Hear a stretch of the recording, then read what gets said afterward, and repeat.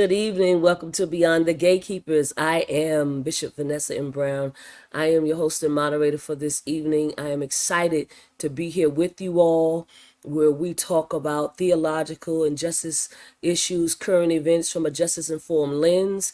And we are excited to be here with you on this evening. Thank you so much to our Facebook Live audience, to our YouTube audience, to our Instagram audience, to our X audience, to our LinkedIn audience on tonight.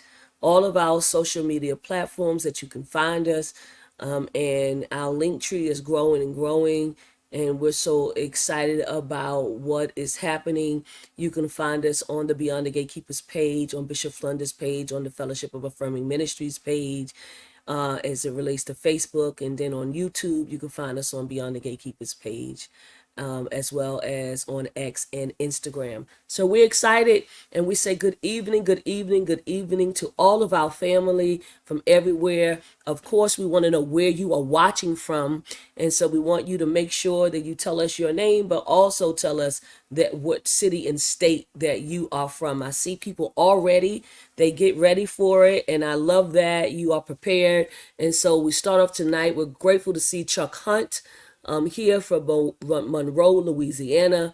Always with us. Albert Reed, also from Colleen, Texas. Thank you. Lavinia Bean, good evening from Cape May. Glad you're here tonight. Bishop Sonia Williams is here from Atlanta, Georgia. Good evening. Rainbow Williams. Aloha from Big Island, Hawaii. Aloha. Michelle Wright, Pastor Michelle Wright. Good evening from Winston-Salem. God bless you. Sean Jenkins from Metro Atlanta. My little sister Jamaica Heron Ford. God bless you from Connecticut. Chella Belcher, greetings from Connecticut. Rebecca Baines Matthews from California. We say welcome and God bless you. Robin Ferguson, hello to you from Atlanta. Our good friend and brother, Pastor Siegfried Benton, Temple Hills, Maryland. Greetings to you. Linda Lillian Cruz DeBrill, welcome from Highland Park, New Jersey. Yes, Danbury, Connecticut is in the house. Prophet Teresa, welcome, welcome, welcome. I'm glad that you're here tonight from Maryland. Gail Marie, Oakland, California, glad you're here.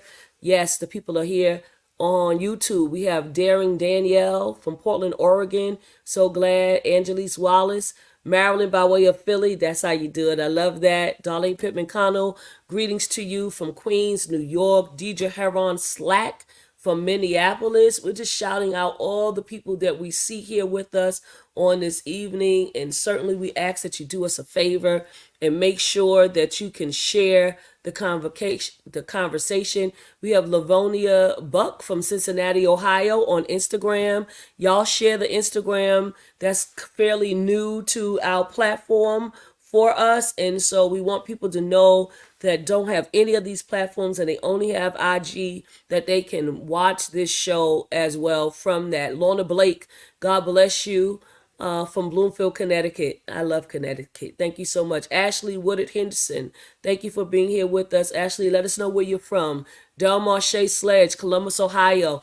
And the people gather and they're coming. Maya Vasquez, thank you, Maya, for being here on YouTube from Harlem, New York. This is a tremendous blessing. Deacon Ayana Fields from New Jersey here with us on YouTube. Janetta Spees from Durham, North Carolina. Ifasina Tamika L. Clear, blessings to you. Peace and blessings from Durham, North Carolina. Edwina Perez Santiago from California. I love the way people are coming in the room. We are on all platforms, and we've got an incredible guest on tonight, and you all want to be a part of this great conversation. Before we bring our guest on tonight, we certainly want to bring Bishop Yvette A. Flunder. She is our presiding prelate for the Fellowship of Affirming Ministries. She is the senior pastor of City of Refuge United Church of Christ, and we are so grateful to have the mother of a movement around the world with us tonight, Bishop Yvette Flunder. Please greet our online platform audience, Bishop. Well, of course, it is my great joy, it always is, to be in authentic conversation and sharing with our audience in all the different settings and all the different ways we represent. And it is also a great joy to have a conversation this evening with someone that I've known for many years. And I'll tell you why I think it is so important right now. Because we need to find some ways, some cogent, clear ways, Mm-hmm. have peace in our spirits in Yes. complicated time and season that we are in. We're in a season that can not just mess with your head, it can mess with your heart, with your body, with your self affirmations. It can do all of those things because every single day we get a Yes. steady feed Every of single day, Bishop. issues, problems, turmoil, death, destruction. Every day, that Every kind of day. news, it people receive that and take it in more so than good news. People are reached the point where they're not even wanting to seek to hear good news. You're so What right. they're listening for is trouble and problems. And Mm-hmm. we're a steady diet. We're going to talk with someone this evening that is called by Spirit, I believe, to help us to regulate in so many ways the negativity that is currently in our atmosphere. We still got to do this work, but we got to do it in a way that it's not killing us and destroying us, taking our peace and our power. Gina is an incredible, incredible practitioner of Indeed. peace.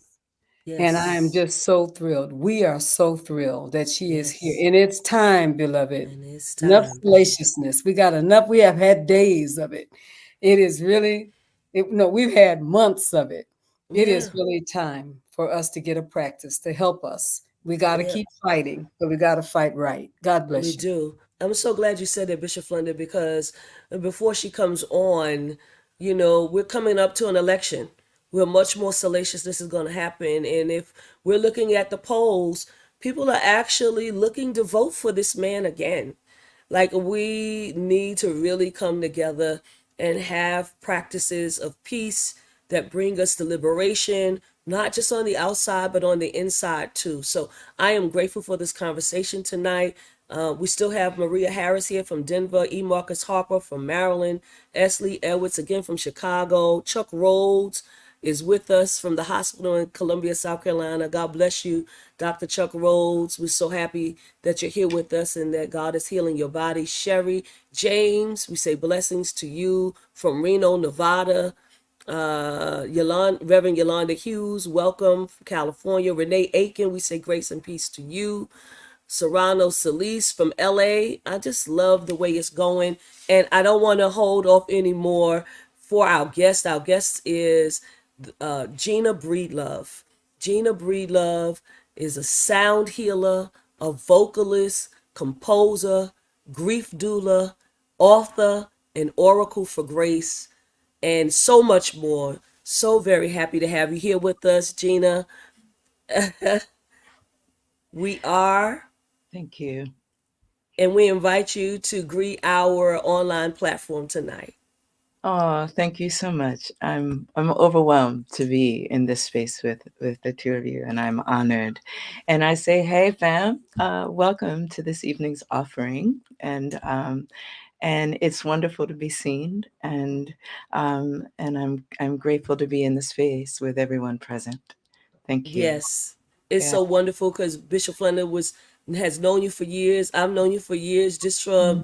from my days at the Apollo Theater, and we have so many mutual friends in that arena. Yeah. And so somebody put something on Facebook, and I said, Gina Breedlove. I know Gina Breedlove. She have a book. Let me find out. And I just started doing the work that I do to investigate and find out. And certainly, I am glad that your team, you all answered me right away, and for this offering. And for many of you that don't know, the book is called The Vibration of Grace.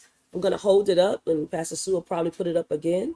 The Vibration of Grace, Sound Healing Rituals for Liberation.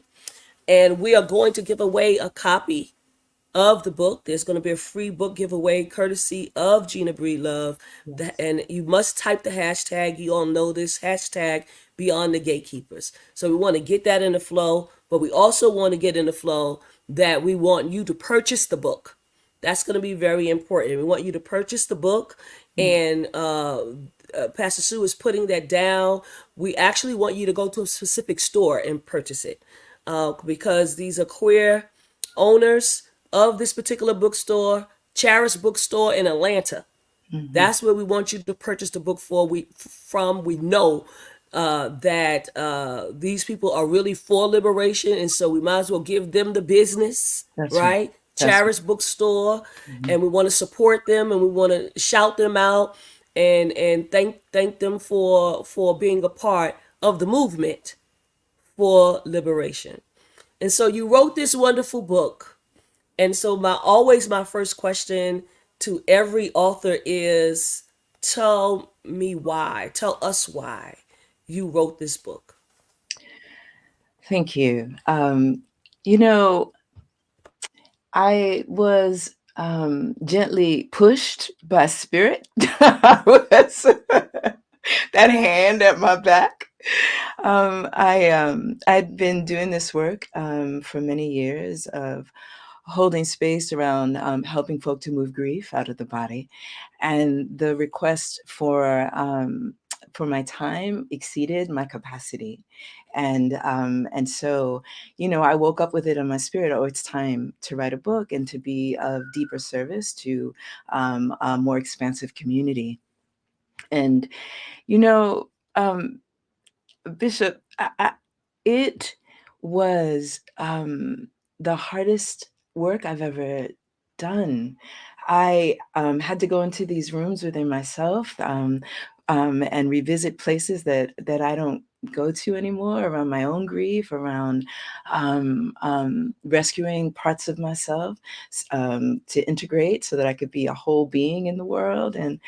And quite literally, I moved so much grief every day to write this book, and I felt like I was in this sort of kiln. You know, I was being shaped by it and strengthened by it and anchored by it, by the grief letting process, and then by sharing it with community.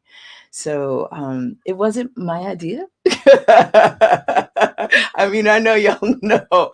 I woke up with it on my spirit, and then I am in a profound practice of obedience. And so you know, I knew that if it was for me to do, then the way would open. Yeah. And indeed, it did open, and we're so grateful and appreciative. You break this book up into 4 different parts. Yes. And so, just in reading it, every part is essential and it's important. You give us rituals and affirmations. That's why I know that people need to get this book. Bishop Flunder started it off with such a profound statement by saying that this is something that we will need, because our lives are filled with salaciousness through social media, through the television and broadcasting so much, that we need to find ways to center ourselves. And you've given us an avenue. And so I so appreciate that. And I want you to talk about it, and then I'm going to have Bishop Flunder also come into this. I want to talk about that first chapter, which Mhm. is foundation for your sound practice. You talk about sound and your soul tones, the key of you, and then you give us sound and affirmation, because that defines our language for healing. So I want you to talk a little bit about that for us. Thank you.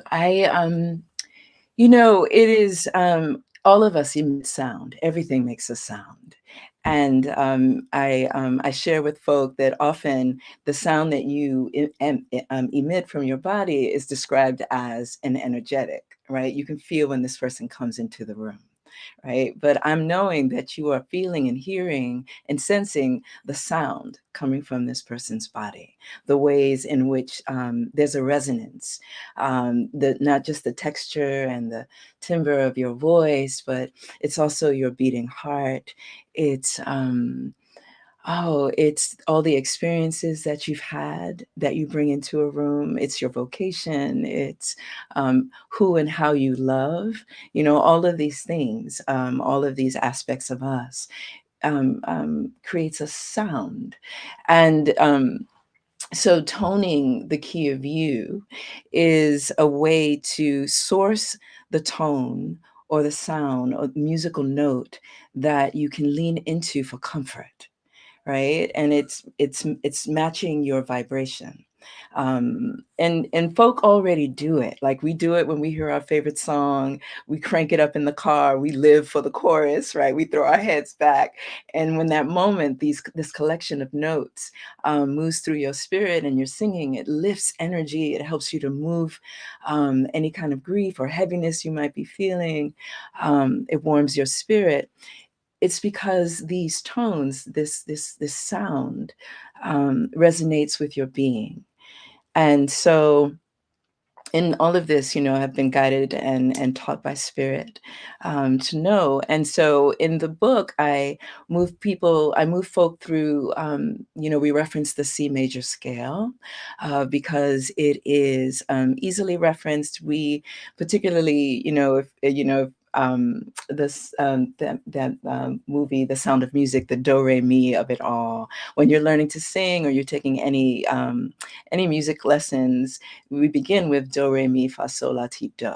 And with the C major scale, I provide the notes for folk to lean into each note and see how it resonates in your body, right? Just to keep it simple, and lean into each note, and then taking a word that resonates on a high vibrational level, like joy, like grace, like praise, you know, and finding the word that resonates in your spirit and joining the word, marrying the word with a tone. And it becomes a ritual that you can repeat, put on your phone, have it at the ready. You know, when you turn the corner and there's this all of a sudden horror or challenge or grief, as Bishop Flunder said in the beginning, it's like we are saturated by it because we understand what's happening. We know what time it is on the clock of the world, as Grace Lee Boggs taught us. And so we need our rituals to come back into our bodies. And sound is an immediate way to do that. It's an immediate point of entry. And so the tone of you, working with these sounds, working with these tones, working with these notes, and finding the note that elicits a response from your body. And then leaning into it, either humming or toning it to yourself. Again, you can find it in music, having that song at the ready. Um, um, and then the affirmations help us to shift and essentially rewire narratives, you know, narratives around worthiness, narratives, of course, around deservedness, around faith, around hope, to combat all of the messaging that we're receiving constantly around there's nothing we can do, our voice doesn't matter, and all of the things that trend toward despair. Beautiful. Bishop Flunder, I know you're going to get on a C note. Go ahead. You know me. First of all, the connection that we have, Gina and myself, has so much to do with something I was talking to somebody about earlier today. That music, sounds, tones are different from one language to the next, one religion to the next, from one family to the next. But basically, all religions, all families, all people that I know have and don't understand where it came from, by the way, Right. a sound and a tone. And I was talking to somebody earlier today. I said, you know, I was raised to clap on the 2 and the 4. And when I clap on the 2 and the 4, it feels like this is correct.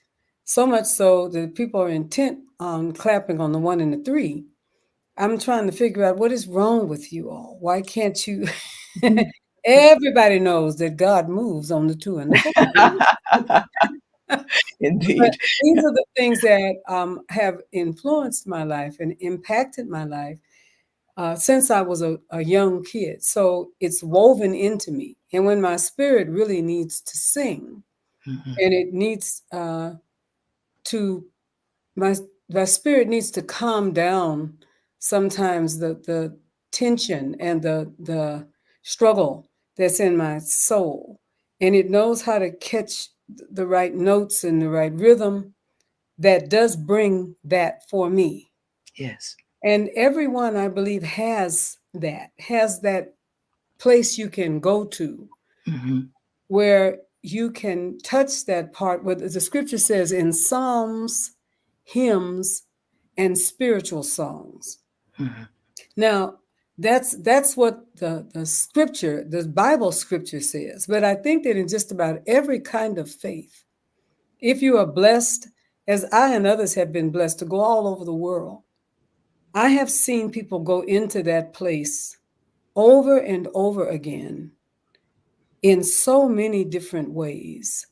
You've heard me say how I was so impressed by the whirling dervishes, Yes. the Muslim folks who, and these were men with these incredible skirts on, incredible skirts, Mhm. and they can twirl and hum and speak words and sing words over and over and never trip over their own feet, Yes. never lose their place in the dance. And it is the way that they both calm themselves and the way that they pray. That's right. I think what's so important to say right now for me and for many of you who are listening, I think you need to grab hold to what that is for you. What is the song that is in your spirit that brings you calm? Mhm. What is the sound? What is the rhythm? What is it? Is it on the two and the four, which of course is correct as far as I'm concerned, or is it on the one and the three, or how is it? What comes up for you when you need to soothe your own soul? That's right. What is that? How does that attach itself to it? And it's when I hear our sister talking about this tonight, I am saying to you, and I'll say it again, that what you're saying is going to be extremely important for us in the days to come. Yes. Because we're going to pick up the news that we have to read. You can't ignore it to our peril. We ignore it to our peril. Mhm. We have to read what is going on right now in our world. And if you're like me, sometimes you pick it up to read it and you want to throw it across the room and watch cartoons or something, just anything, Right. because it can be so painful. But if you have a place to go and a way that you can speak to yourself in psalms and hymns and spiritual songs or whatever fills that void for you, you can, in so many words, love and command a certain kind of peace that will be necessary for us to think through and work through this complicated time without being destroyed by it. This Amen. is incredibly important for us in this time. Thank you so very much, Gina, for Yes. helping us to embrace the power that is already in us to Mhm. help us through these times. God bless. Yes. Thank Thank you you. for that. Very, very powerful from the both of you. And I just want to acknowledge the fact that other people have entered the room. And so we want to acknowledge Joy Roan and Colette Walker, Hey. uh, Hey. Renee Aiken again, Yvette Busby, Mhm. Hugh Patrick Hardeman, Germano Toussaint, Brandon Taylor Sides, and I want to say what he says. He says, even each planet has its own vibrational frequency. So it's no surprise humans need to align their frequency. Indeed. Also on Instagram, Phil Madeira. Thank you for being here tonight, Phil. We appreciate you. I'm going to move on because we're going to go deeper and deeper into this conversation. Of course, in a few minutes, we're going to ask if you have questions. You put the word question and then you ask your question as it relates to this particular book. And welcome Brenda E. Lee and Pastor Wilford Moore. God bless you both. Caretaking the self, because Bishop just touched on some of these things. Healing the harm. You said that earlier, Gina. Sound to release grief, giving us free. We need that. Like, there's so much grief on our planet. Yes, this is the age of Aquarius. We've moved into another planetary sign. We're 20 years going to be here in the age of Aquarius. There's so many things that are taking place, but grief has still moved along with a lot of people. You give us sound, you give us sound and soul retrieval, gathering all of yourself, and then you give us sound and repair, the vibrational power of true apology. That's right. Talk to us about that, please. Well, please, I want to touch on grief letting circles, right? Sound to release grief, because the first sound circle that I've ever attended, I was 9 years old. And the mothers of my home church in Apalachicola, Florida, my father's people, they wouldn't have called it a grief circle. They called it, it was Thursday night, it was women's night. And I would sneak in from choir practice and witness weekly the mothers of the church sounding and singing into the younger women in the room. And these women would expel grief from their bodies. It would begin, as it begins with a moan and a hum, and it would just, I know, it would just start moving through the circle. And the mothers would get up and lay hands and then sing in the back of the neck and behind the heart and behind the liver, and tone and sing and rock and touch. And the women that they were ministering to would begin to wail. And this grief would just come pouring out of them. And it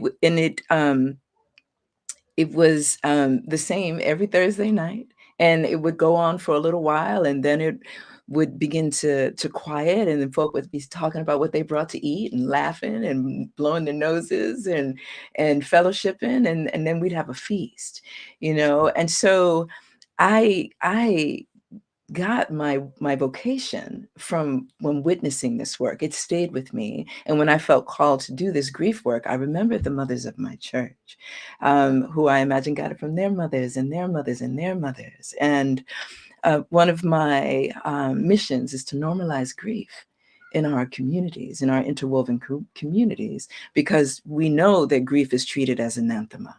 Right. And we also understand, particularly in the community that I come from, which is the African-American community, that there are deep, profound wounds and reasons for grief suppression. So we have to unlearn it. We have to learn how to move and have this response to the horror that we're witnessing, and to our own grief and loss in our lives. But the thing of it is, the global horror that we're experiencing gets entangled with our personal grief, and we don't have discernment. We can't separate.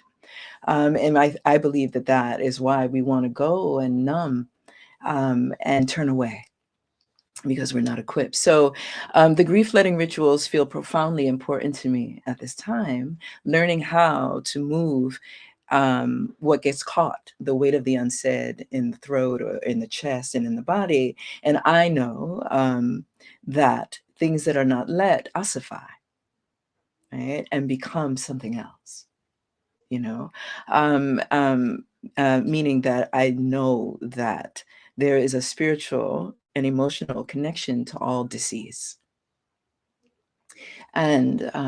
And we can take care of ourselves. So caretaking ourselves is essentially placing our own hands on our body, the way we would a beloved, and the sound of our voices, the way we pitch our voices when we're trying to soothe someone, encourage someone, love someone else forward, turning that energy, making it a practice of gifting that to ourselves, and creating the space needed, creating the conditions needed to have that good cry, to wail, to take that time to lay out, and allow it to move through. I know that is what helps us to the lightness of being, right? That knowing of a lighter spirit. Um, so that is the aim, the anchor, the root of the book, and all the rituals come from there. So retrieval is the literal rescuing of yourself from contorted positions of harm. And you will find that ritual commonly, I think, in shamanism, but that happened in my home church, right? So all the interconnectedness of who we be shows up in these beautiful ways. These rituals that you can find, as Bishop Flunder was sharing, like around the world. There's a thread, there's a through line, of sound, of prayer, of movement. And so retrieval is a practice that you can do on your own, where you go back to happenings of harm and you take yourself back from the moment. So I share my own stories. I share stories that I've been given permission to share, of the folk that I've been graced to work with, and it's guided. It's step by step, helping folk to reclaim and remember, and also release. Thank you for that. I'm going to let Bishop Flunder go, but I just want to say really quickly that what I know about grief and around grief is that just watching and just being in the church, people don't, at least the church I grew up in and some of the churches that I've gone to, people don't really want you to have grief. Right? They don't want you to grieve. They don't want you to be sad. They don't want you to, but if you don't let it out, then what is it going to do to your body? Where is it going to lodge at in your body if you don't release it? If you That part. don't let it go, if you don't let me holler and scream. That's why in church, and if the spirit is high and people are hollering and screaming, some of that is about grief, and we got to let people do what they have to do. And That's right. sometimes we got to do it with them, That's because right. we hold on to this grief like it is, like a little teddy bear, something that we need to hold on to, and really we need to process, and then we need to release. But okay, Bishop Flunder. Oh, that's good. And it's an act of faith that somehow you won't be diminished Hmm. or destroyed Right. by allowing your grief to come all the way to the top and be released. It's there are times when people don't want to, because they learn to use grief as a companion Yes. and a desire to have it. It almost hold on to it because it almost feels like an empowerment, Hmm. as versus something that is working hard to destroy you from the inside out. I earned this pain. You know what I mean? Right. And hell, I'm gonna hold on to it. It's that kind of I can never release, just like I can never forgive.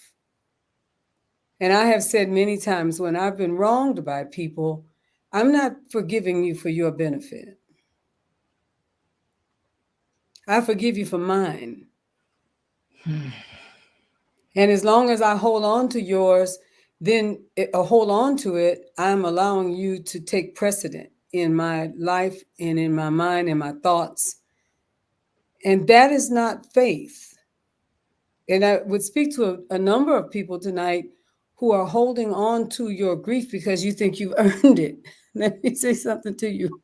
Life will give it to you. There's always something that will come along that will cause you to grieve, but it takes courage to decide to let it go.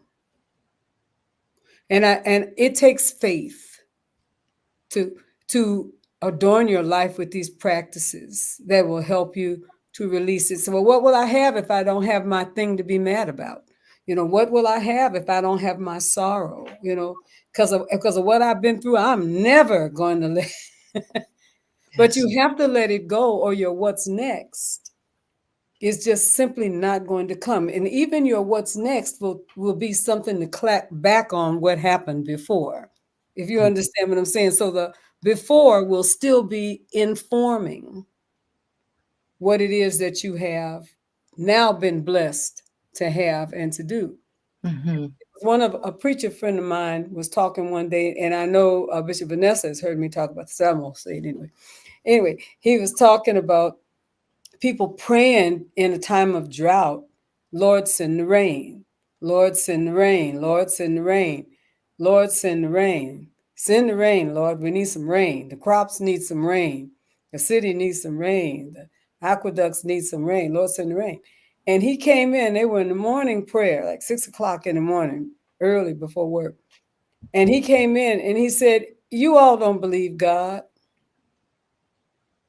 You all don't believe that rain is coming." "Yes, we do. We get up in the morning at 6 o'clock in the morning, pray for rain." He said, "You don't believe it.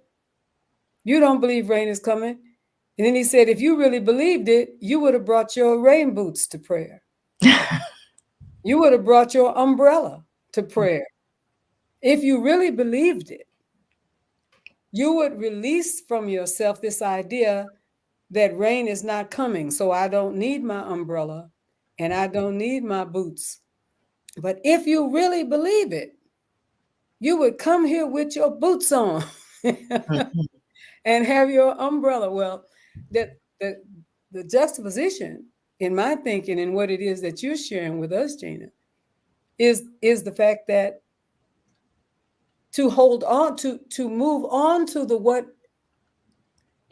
is coming in your healing, there are certain things that we have to grab hold to, literally, Mm-hmm. whether it's our song, our prayer, our dance, our affirmation, our testimony. We have to hold on to something tangible.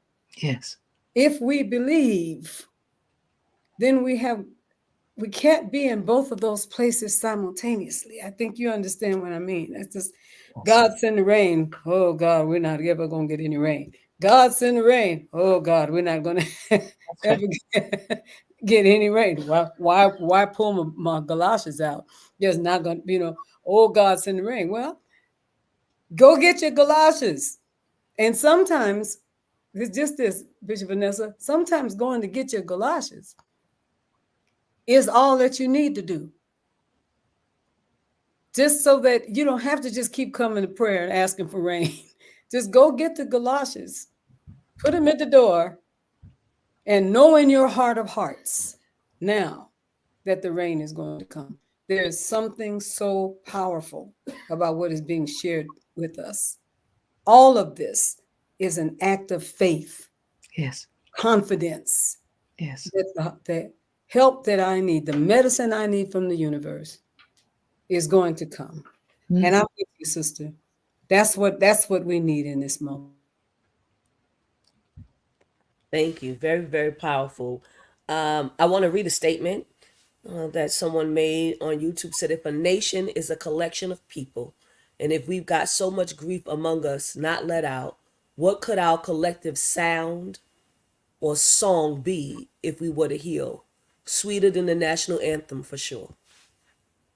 I thought that was Ashe. powerful. Yes. Ashe.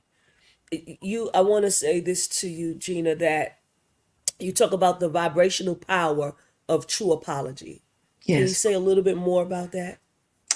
Yes, I can. And I was privileged to go to Rwanda, to Kigali in 2018, and I went because I had read that in Rwanda they use the language, the Rwandan people use the language of victims and perpetrators to describe the folk who committed the heinous acts of horror and genocide, the Hutu folk, against the Tutsi tribe. And I'd read that the children of the victims were marrying the children of the perpetrators, and that they were figuring out how to exist in love, and in faith, and by joining up and integrating their economies, and their families, and and how they pray, how they worship. Oh, I just had to see it. I wanted to witness it, thinking that, knowing that I could learn something from this ritual, from these rituals, from what was happening, and bring it back to our country. And so part of what was a healing balm were the true practices of reconciliation and of apology. And so that those folk that were that had perpetrated the violence, finding the folk that they had harmed, or the families of the folk that they had harmed or killed, or um, the horror that they had inflicted, and apologizing for it, and asking how they could make amends. And I got the opportunity to sit in circle with folk who were directly connected by the violence, particularly one man and woman who asked that I share their story, and so I do in the book. And she was 13 in 1994 when the genocide happened, and he was 19, and they had seen each other every day. They were neighbors, and were not politicized at all, but aware, dimly aware of growing hate speech and conflict. And so the day that the horror moved through their village, they lived just outside Kigali, like a brush fire. He took a machete and hacked at her body, and she survived by pretending to be dead, like so many people did. And it's a much longer story. And then, he surrendered. This went on for 3 months. The genocide went on for 3 months. He surrendered, went to prison for a few years. When he was released from prison, he heard that she was still alive, and he went looking for her. And so he went back to the village, and she would not see him, understandably. And he would go and stand in front of her home daily with his hands in prayer position, asking that she receive him. And so there are many organizations that do reconciliation work. The one that I was introduced to is called Reach Rwanda. And Reverend Philbert Kalisa heads Reach Rwanda, and he helped them.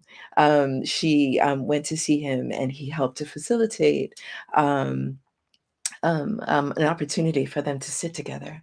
And he apologized, and he asked her, "How can I make amends?" And it took time, and they worked together. And through the practices that they learned at Reach and being in community, I watched these two folk laughing and hugging and I mean, just leaning on each other when something was so funny. And he said that he and his wife will go and take care of her because of her wounds. She still has illnesses that come periodically, things that will flare in her body, and they will go and bring her medicine, and they will take care of her, and she is part of their family. And then I got the opportunity to lead them in a sound circle and lay hands on them, and her wounds are visible. You can see where the machete left its mark, and Grace guided me to tone into her wound, and I was overwhelmed by the beauty and the love and the peace that emanated from them. There was no rancor. I was the heaviest thing in the room, trying to manage and navigate my grief at the unimaginable. And they were just these two beautiful beings that had done this work and stay in this work. And it began for him with her for reaching and asking for help, and his apologizing and asking, what may I do? What may I do? And so apologies are alchemical. It opens things. It moves energy. It makes things happen. And then in my personal life, I had a journey with my mother around apology, for the ways in which her leaving my family put us at risk, put me at risk. I was a baby girl. I was 5 years old, and the things that happen to you when your mom is not around, or sometimes even when your mom is around. And she and I, my mom and I, she's not in this realm anymore, but we went through that process of reconciliation, and it helped me to get myself back. you know, parts of myself that were caught navigating harm. Powerful. So powerful. We were in Rwanda in 2019, Right. and we have a church there as well. And I'll tell you that one of the things that I thought about when I was there was how they even function around each other. But guess what? All of the issues that I'm thinking about in my head, they're mine. They don't belong to the Rwandan people. Right. They have learned to, they have really learned to move on.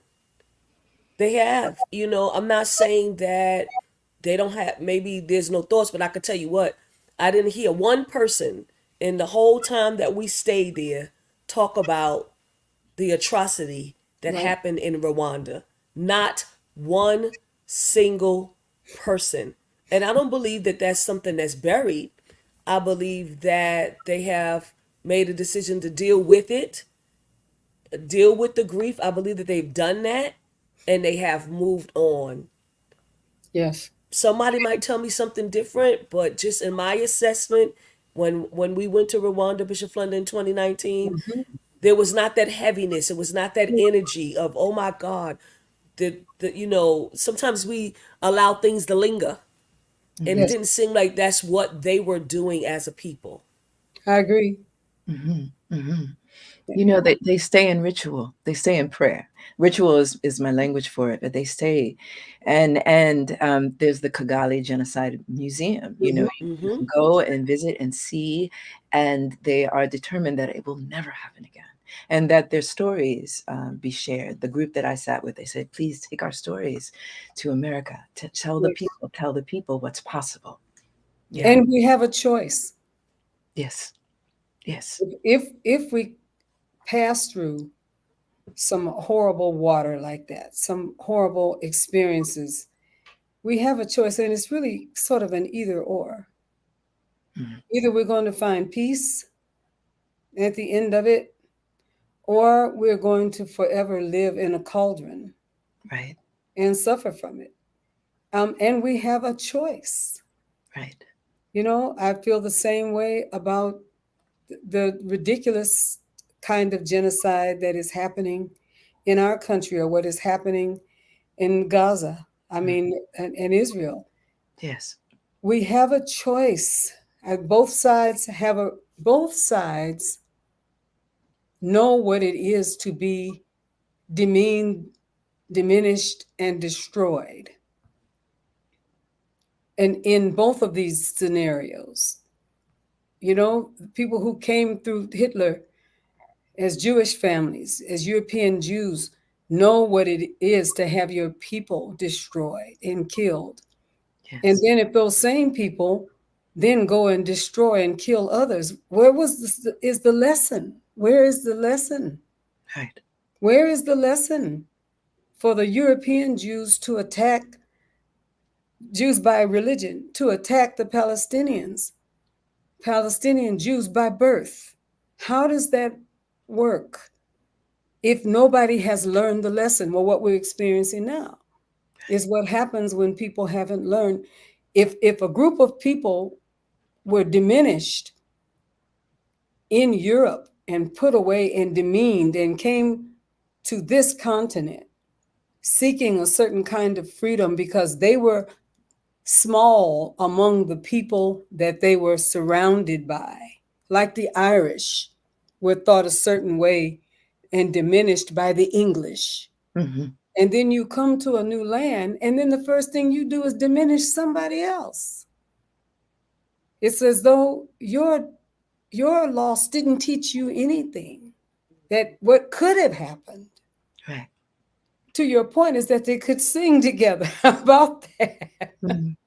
or decide that I will never perpetrate on someone what was perpetrated on me, because I'm going to be made whole, and then I'm going to do whatever I can to make you whole. If we could grab this teaching that Gina is sharing with us right now, and Uganda and Rwanda, in my thinking, is an incredible life lesson, because Bishop Vanessa is right. We have been right in the middle of the conversations, Right. like you have, and wondered what would have happened if that had happened with indigenous American people, Mm. the ones who came on the boats. What would have happened between the slaves and slaveholders? What would happen between the Republicans and the Democrats, for heaven's sake, Mm. if we were able to embrace what you are teaching us through your life's work and through your writing? Let there be peace on earth, the song says, but let it begin with me. That's right. Yeah. Love that. Another great song that Yes. carries a vibration. I love that. Yes. Gina, I've got to keep going because this book is so rich. So I want to again let you all know we're going to give away a copy. Hashtag Beyond the Gatekeepers if Mm. you want to win. But we also want to encourage you to purchase this book from Charis Bookstores in Atlanta. So Pastor Sue has already put it in the link, and we see that there. We want to make sure that we get as many books sold. And we know that these broadcasts live on, and so people can go back and watch them and they can hear this great conversation tonight. But this is something I wanted to talk about, which is sounding into the body. Mm. Mm. Sounding into the body. I think this is just so important. You talk about sound and vital organs, and then you go into the universe inside you, but you also talk about sound and cancer, Mhm. caretaking our cells. Mhm. And I really want you to say something about that. I know so many people who are battling with sickness in their body, even cancer. And I Yes. think that this would be, of course, I want them to get the book, so I don't want you to tell it all, but Right. I want you to give some hints so Right. that they could, say, hey, I need to get this book that this woman has written. Thank you. I sounding into the vital organs and into the blood and into the cells and the cells within cells. Like the a part of that ritual is the understanding that this is my body, right? And when we get a diagnosis, often the feelings that rise because of our shaping, particularly, I only know this country, so the shaping around if there's a disease happening in your body, it's because of something you did or didn't do, and never honoring the conditions that create the stress or the toxicity that our bodies take in every single day, right? And so that chapter on sounding into the organs is a way to cradle and hold close and become more intimate in relationship with our body. My liver, my beating heart, my kidneys, my stomach, the long and the short of the intestines, right? Pancreas, spleen, the pineal gland, like my body being the home, the sacred home for my soul. In my tradition, in my practice of channeling this energetic and spirit of grace, I hear often that spirit is something that we share, right? Our spirit and the soul is the unique contribution that I make.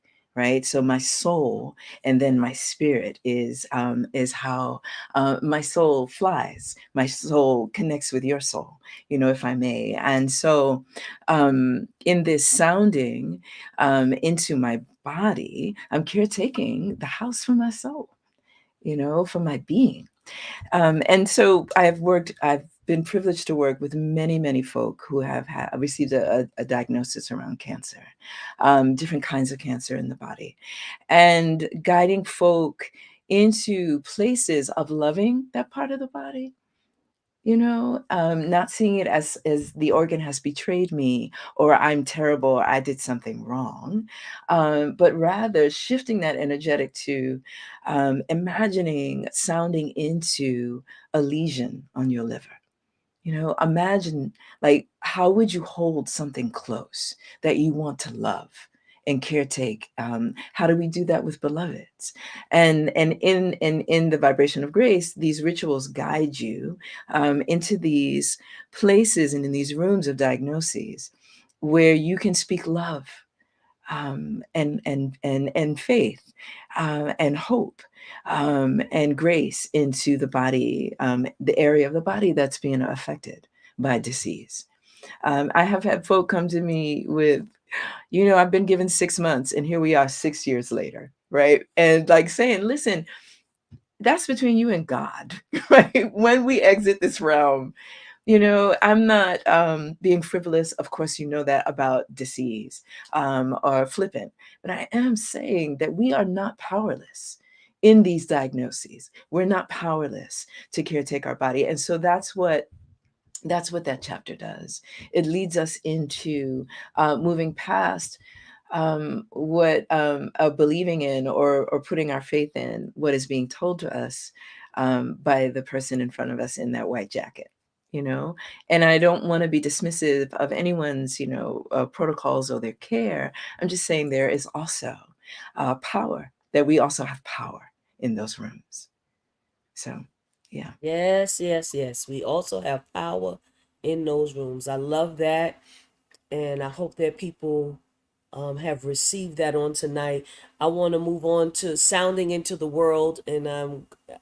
sound and language justice, Ha. multilingual grace, sound and climate change, Yes. us holding our world, and then sound in a new world. Wake up, everybody.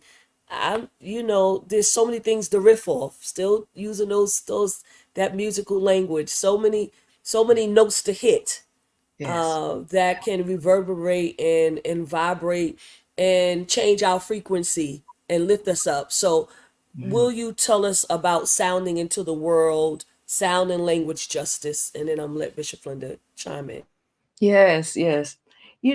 Someone said it, put it in a chat talking about like what kind of songs would we sing or could we sing if we could join our voices together.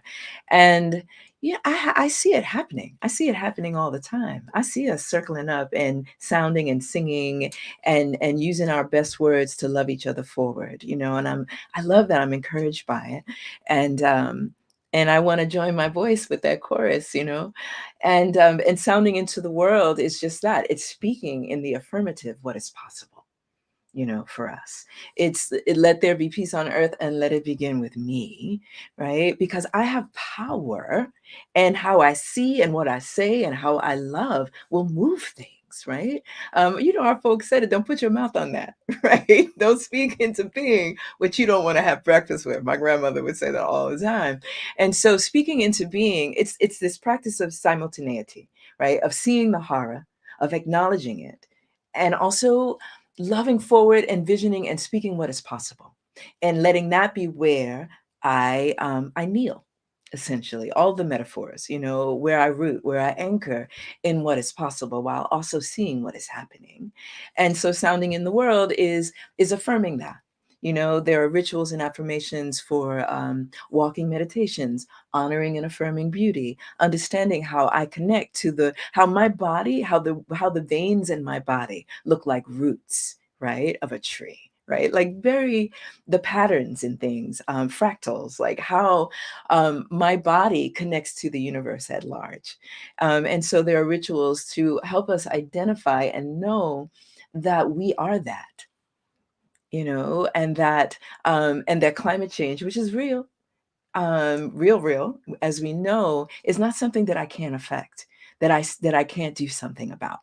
Me, can't do something about. And then there's a whole section on organizations that are doing the work of climate justice. Climate justice is making sure that those folk who suffer the most from climate change, but do the least amount of damage to the environment, are taken care of, are lifted up, that we talk to and talk about and speak to the fact that countries like America and China, like, who are the culprits, right?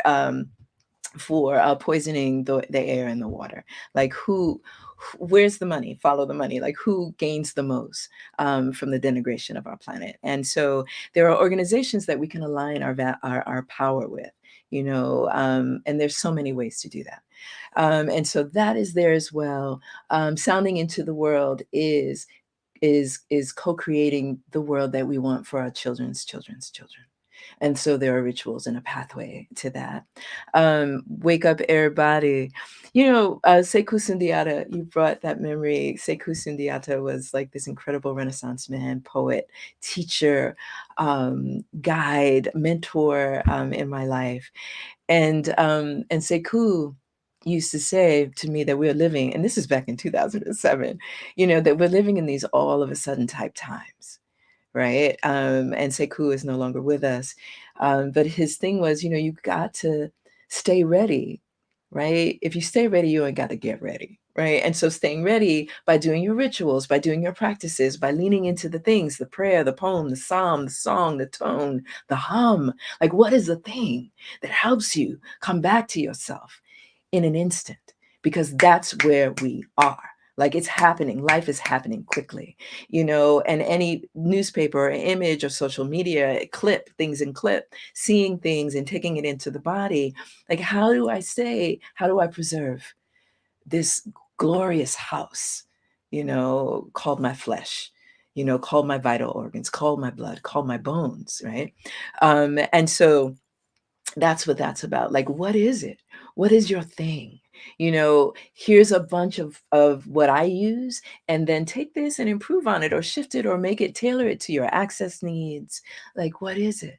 So that's what that is about. It's about staying ready, staying ready, as Bishop Flunder, please let me say, I just love the sound of your voice. I always have. Like, when I hear your voice, I go, like I lean in. And so, like, this year, fam, we could just talk about 2024. What is here and what is coming? Like, how do we stay inside of what we know? How do we stay close to love, peace? How do we anchor and ground in it while craziness is happening? Because craziness is afoot. And so that's what these rituals will guide you to. Rituals will guide you to that prayer. How you take a knee, how you honor, like all of these things will help us to stay embodied. Bishop Flunder. My God, that's like we need to have a revival or something. It's just It's true. I'm just sitting here thinking about, I'm just imagining something that we can put together, something that I can put together with Gina in it, but around music and sound and I'm so you, there. and just like I can just see this whole thing about this moving in a really good way, and I'm just gonna keep thinking about it and meditating on it, and I know there's something that's gonna rise. A whole new concept of morning prayer. I even think in our conferences, that maybe we need to think of something where we actualize while we're asking. We're asking. We do a lot of asking, but I don't know if we do a lot of actualizing of speaking things, as the scripture that says, that are not as though they are. That's Even good. before we see them, you know what I mean? That we can believe that they really do exist. That's praying in faith. That's the. But there was so hold on to that, Bishop Vanessa. I'm thinking about I am. staying in the work, envisioning a positive end is very hard for most people when you're in the heat, when you're in the fiery furnace. It is difficult sometimes to vision the end of this sorrow or this struggle. But what we're being taught by Gina tonight is that we have to hold these things in tandem. Yes. I have to be able to be fully aware that we are in a mess, Yes. and simultaneously fully aware that we are going to survive it, or that it is going to work somehow together for good. And having those two realities in tandem is the definition of faith. That is faith in action. That is the actual, tangible definition of faith and hope. That's the miracle, I believe, in believing that there is a power both within us and around us that is greater than any of the things that are seeking to destroy us. What is the point? That's right. What is the point of praying to a God that you don't believe is listening? Yes. Yes. And that's not going to answer. It's never going to answer. You're just That's always going right. to be in a pit, you know? It's like, I see it like the three Hebrew boys in the fiery furnace. Say, well, well, here's the deal, King. You know the story. Mhm. You're going to throw us in this furnace. But, let me just explain to you that the one that we serve is well able. Let's just be real mindful. That's right. They weren't surprised in the telling of the story when the presence of the divine met them in the fiery furnace. It's Nebuchadnezzar that was surprised. And when he looked in there and saw it was three of them and the fourth one, And a fourth one. and the fourth one, and that they were dancing up a blue street in the middle of the fire. But That's the point is that, according to the writing, they believed it before they experienced it. That's it. that's right. Now we may die today, but we'll still win. That's right. That's an interesting kind of faith in It this is. time. That's right. And I made a note to myself. I said, you have to stay in the work, stay in the struggle, and envision the end as a win, even if you die before it happens. That's right. That's That's good. that's what it means to live by faith and not by Mhm. sight. That's To it. live by faith. Where are the believers tonight?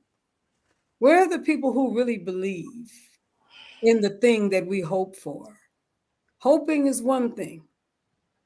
Believing, listen to this prophet while she's talking tonight. Listen to Yes. Gina. Hoping is one thing. Believing is something else. Yes. It is going to come. Even if I expire before it happens on earth, I have a whole other place where I'll be, essentially. There's a whole other elevation where I'll be, and it will come to pass. And it will come to Real pass. faith has to, real faith where you trust and go to the doctor, where you believe that I cannot depend on the doctor as the only healing that will come for me. That's Right. You trust, and you take your vitamins, you trust, right. Hmm. and you go for some walks. You know what I mean? You trust Mm. and you do the best you can with what it is you have to work with. But your confidence suggests that these things coming together as a package in my life will bring me to a life that is my best and highest self. Somehow or other, faith has got to be something more than reading the news in the morning and and and scheduling your day based on what it says. That's right. Faith has got to be something else, that no matter Yeah. what you have heard, no Hmm. matter what people are saying, no matter what kind of negativity is in the air, that my grandmother said, God wins. She said, and the devil gets nothing. That's right. I said, now that's a mighty powerful statement. That's right. God wins and evil gets nothing. At the end of the day, good wins, That's right. Yes. Good and evil wins. and evil gets nothing. That's what she And I said. And and I'm I love that. on to it too. God bless. It's so good. This is so good. This is so good. I know that we're running out of time. We have 3 questions. I want to just, from the audience, I want to make sure we get to those 3. We already have them. And so one of the questions is, would you explain the beautiful face markings you are wearing on the book cover? Are they of African origin? And if so, would you talk about the connection between this sound work and indigenous African practices? I the markings were guided by the spirit that I walk with, Grace. And so I know could see that they were tribal markings, and I feel a deep and profound kinship with the people of Rwanda. Everywhere I look, somebody looked like my grandmother, and so I have wondered about that connection. I will say that sound is ancient. Sound is the drum. Sound is voices joined together. Sound is the medicine man in the village coming to sound into the body to chase disease out of the body. Sound is the didgeridoo. Sound is bells, and sound as a healing modality has been around since time. And so certainly where everything began in Africa, you will find all kinds of rituals and practices where life began around sound. And so, but my connection to sound comes from this spirit of grace that has been with me since I was 5 years old. I tell that story about how I was guided to hum and to tone into my being for grief that was much too big for my tiny body, and also for the harm that my tiny body received. Toning and sounding helped me to create a site of rest, of respite, to make my body a site of freedom. My spirit, my soul, I felt free inside. And so no matter where I was, because I couldn't control my surroundings, my spirit felt well. um, it felt cared for. And so that's my connection to sound. And of course, moving through my missionary Baptist with a little bit of holy roller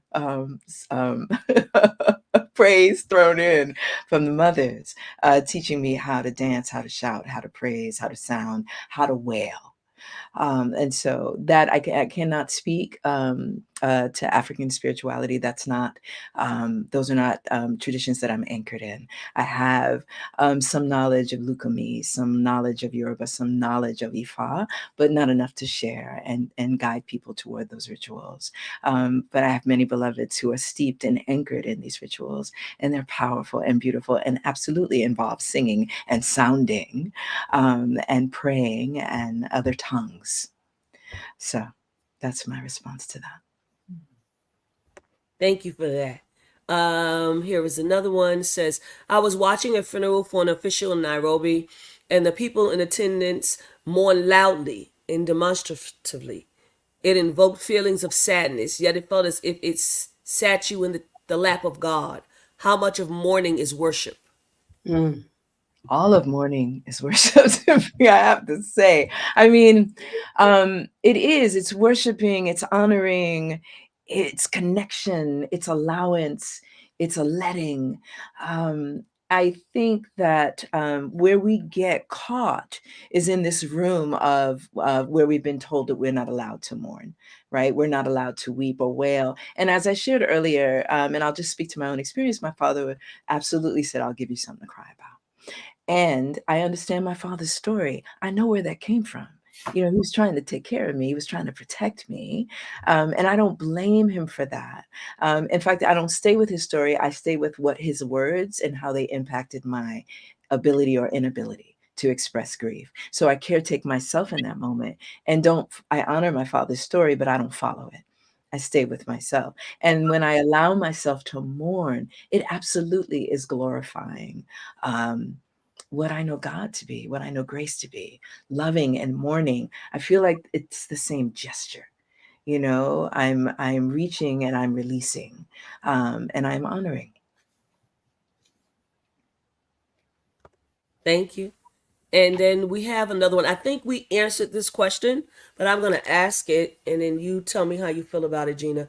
How can we use the ritual of vibrational healing energy to help shift the paradigm of harmful constructs in society and even in our personal lives? I kind of feel like we've been talking about it the whole time, but We have, yeah. and it is, let there be peace on earth and let it begin with me.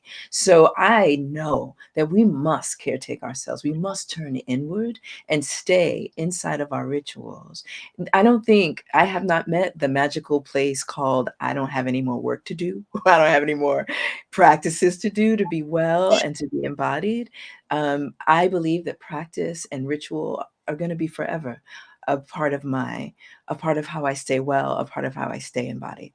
And so, the leaning into the rituals in the book, toning into your body, practicing the affirmations, practicing embodiment, practicing soul retrieval, all of these things help us to reclaim and be with ourselves and therefore bring it into the world, you know. But it can happen simultaneously. It can happen while we're in practice. It must happen while we're in practice. I want to thank you. I'm going to let you have something last to say, and Bishop Flunder. But before I do that, I'm going to hold the book up again Thank you. because this is a gift. And when you receive this gift, I see you, E. Marcus. Minor key harmonies used to make me sad. Now minor key harmonies draw love out of me. Amen. Amen. I want to say happy birthday to Natasha L. Robinson, celebrating her 50th birthday today as well. I want to say that this is important because this is a gift that's been given to us. And I just feel impressed to say that this is a gift that you should be sharing with someone else. Like, this is how rich this is. Like, not because I know her, not because Bishop Flunder knows her, but because there are things here to help us move forward in love, in grace, right? So many rituals in this book, things you can do, so many affirmations, things you can say, Mhm. daily practices, Bishop Flunder, that people can get into. Because if we're going to heal anything, we got to heal ourselves first. That's it. If we're going to heal anything, if we're going to heal the world, we got to heal us first. Again, Ah, we've so been saying this over and over and over again. I need us to hear this. And again, you can win the book, Charis Books. You can purchase the book. I want us to purchase. I want us to feel the spirit enough to say, I'm gonna gift this book to myself, but I'm also gonna gift it to someone else. I hope you can do that for me. I'm gonna let Bishop Flunder and Gina have last words. go ahead, sis. Thank you, beloved. I'm just so profoundly grateful. It feels like too small a word for how I'm feeling and buzzing and and thank you for the gift and the grace of being with you. And I was thinking of a song by Ricky Byers, which is Trust Love, and her line, "Love will have the final word." Love will have the final word, and I believe that fully. And I know that we're in the process of a new world. There's a breaking down, and then there's a new world emerging, and we get to be a part of it and shape it with our mind and our sounds and Mhm. our intention. So that's how I'm living and feeling, and I'm grateful to you both, and I hope I get to hug you in real time soon as well. Thank you. So there is a song, Bishop Vanessa, I was thinking about that the old saints used to sing, particularly back when we did not have in my grandparents' age and such sometimes access to doctors who we could go to and we could see. Uh, we were not allowed in certain hospitals and circumstances and such. And so, the saints had concoctions and things that they would put together, and sometimes, but I think that they had also a basic understanding in the spirit to go to God and pray over the concoctions, but go to God to do some. So they sang a song. It's God stays in my room.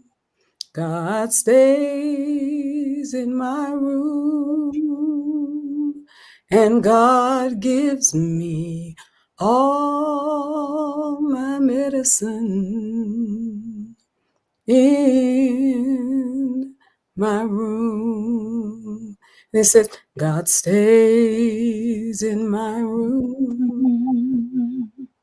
God stays in my room. For God is my doctor. Writes out all my prescriptions, and God gives me all my medicine in my room. Hallelujah. Let me tell you what. I can hear Mother Miller, Oh, she was and I back can hear Gina. Yeah, they was back And I'm telling you that we're fixing to create something that's incredible before it's all said and done. Oh, I yeah. can hear Mother Miller that low. I can hear it. I know she over there singing. She tell Mama she can't get away, and then I can hear that hum that Gina was doing on top. Come on now, listen. I see the hand. I am Pulling up that grateful. contralto, you heard it, didn't you? That's right. I Right. don't never miss it. I am grateful. And I just tell you, this is just so powerful because just the tone, the vibration, like, you know, I need y'all to go back and listen to this. Just go back and listen to it and share it with somebody and then get to the end. Don't let people watch it without getting to this very end of it. This song, and listen for the vibration, listen for the frequency, and then be still for your healing. Yes. Because it's all right here in this conversation. It's all right here. Okay, let me let this go. This is so good. I am grateful for all of the people who have joined us tonight. I want to make sure that we do these 2 announcements, and then we're going to do the book giveaway. Yes.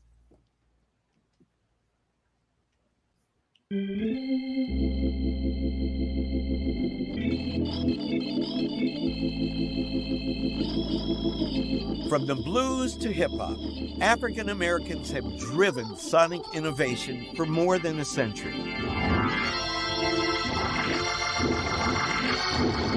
While styles have changed, there's one sound that's remained constant, a source of strength and courage, comfort and wisdom. Gospel. That's a little bit of gospel.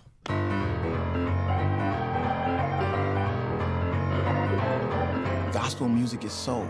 Gospel music is R&B. Gospel music is funk. It's hip-hop.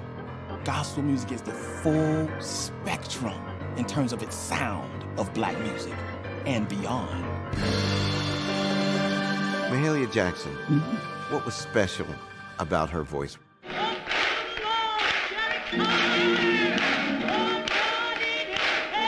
She believed every word she was singing, and she wanted you to believe it.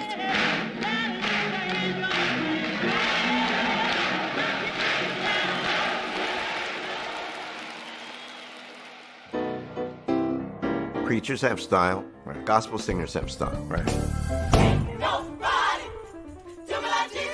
Black style in music and preaching is similar because it allows black people to believe that they can survive a bit longer. My mother had gone to New Bethel Baptist Church. C.O. Franklin would preach and then Aretha would sing. Oh my God, if you ain't got the spirit then, you dead. The sermon becomes the song. The song becomes the sermon. God, we ask that you would reinvigorate somebody. It's almost as if there's a soundtrack in a church setting. Amen, brother. That was beautiful. For generations, gospel music and preaching have formed the bedrock of the black religious experience. The sound still connects people. The sound still gathers people. Ain't nobody do me like Jesus. Ain't nobody do me like These astonishing art forms, carrying an enduring tradition, continue to evolve. Do you think there will always be gospel music 100 years from now? I don't see how we can thrive without gospel music. That's right. I say it's going to always be there forever. Listen as we tell the story of how a people learn to sing the Lord's song in a strange land. This is the powerful story of gospel.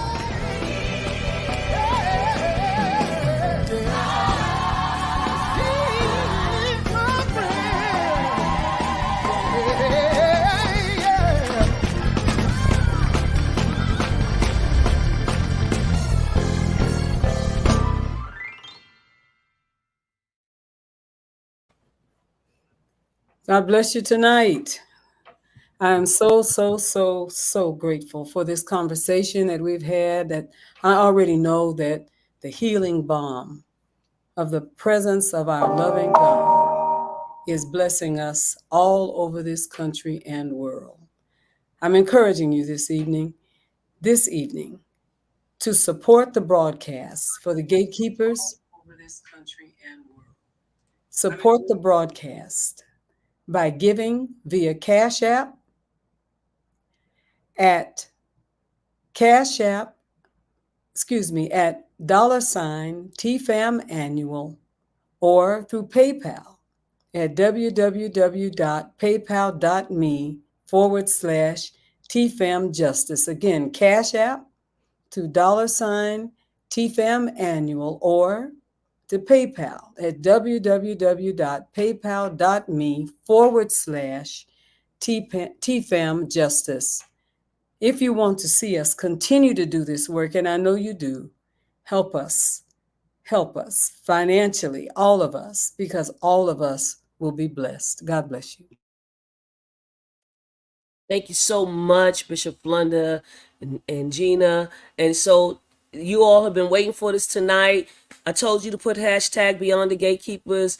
It's on the screen so you can see exactly how you can win the book. Hashtag Beyond the Gatekeepers, all one word. And we're looking for a winner tonight. And so, Pastor Sue, will you do us the honor?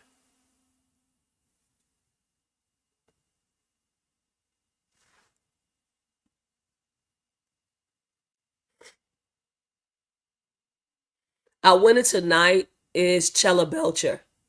Congratulations, Dr. Chella Belcher. You are the winner of the Vibration of Grace, Sound Healing Rituals for Liberation. Thank you so much.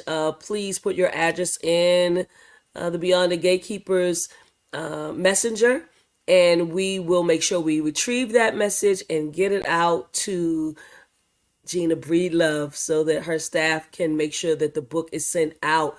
I want to thank everyone tonight, particularly Gina and Bishop Flunder, for engaging in this wonderful conversation. I want to thank our listening audience on all the social media platforms where we can be found. And we just say thank you, God bless you, and do have a wonderful evening.